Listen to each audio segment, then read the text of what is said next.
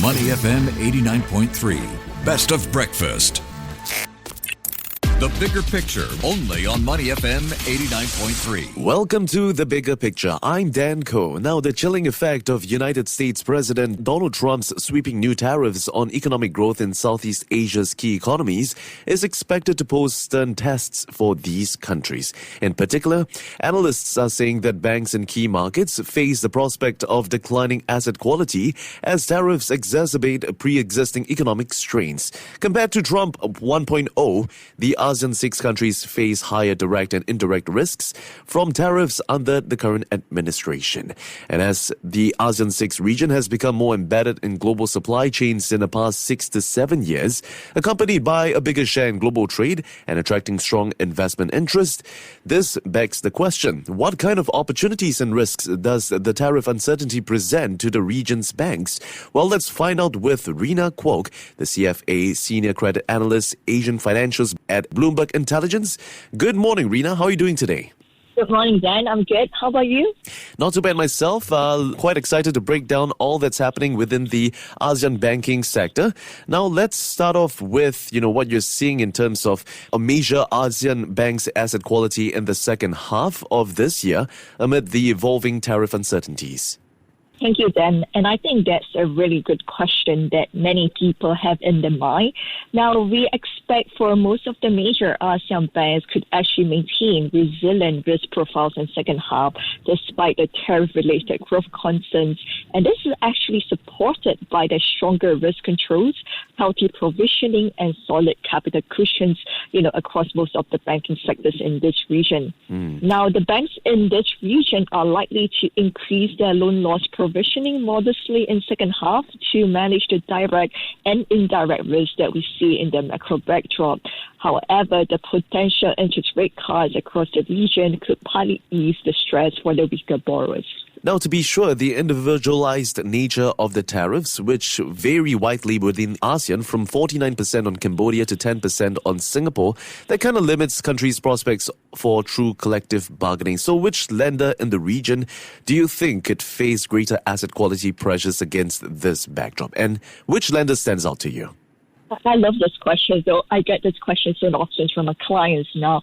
If we look into this region, now Thai banks could actually face greater asset quality headwinds as compared to its regional peers, given the very challenging operating environment due to the nation's weak income recovery, structural issues, and high household debt. And this is actually further exacerbated by the tariff headwinds.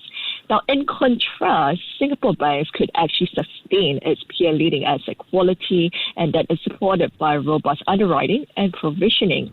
Now, just to give you the context, based on the latest available figures we have, now Singapore banking sector had the lowest gross non-performing loan ratio in the fourth quarter 24 at 1.3%, and this is modestly below a year ago. All right. Thanks for that comprehensive breakdown, Rena. Now let's turn our attention over to the FX sector, where we're seeing, a sharp rise in U.S. policy uncertainty and shaking things up with the investors' confidence in the U.S. assets, because we're seeing how the U.S. dollar's role as the world's primary reserve currency is starting to at least be compromised. I mean, we're seeing some analysts saying that the dollar's long-standing overvaluation is beginning to unwind, which could result in a 10 to 20% decline against major peers like the euro and Japanese yen over the medium term.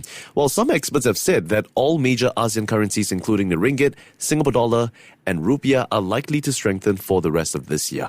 So how do you see currency depreciation pressures linked to tariff uncertainties and macroeconomic headwinds impacting ASEAN banks?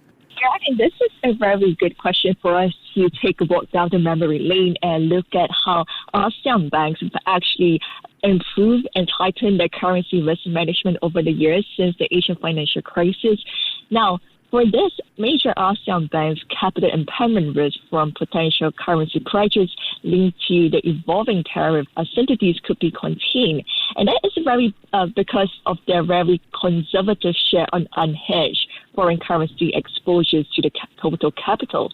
Now, this means that they're very conservative net open foreign exchange position of most sectors in this region, kept about 10%, limit substantial risk from large movements across currency pairs.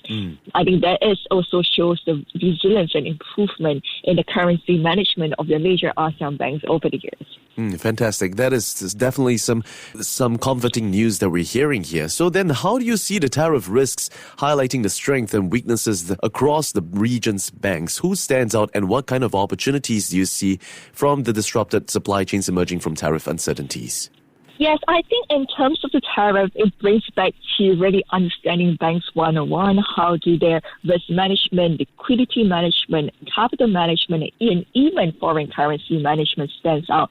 Now, on this aspect, Singapore banks continue to stand out on various metrics, bolstering their status as a safe haven amid this tariff-led headwinds.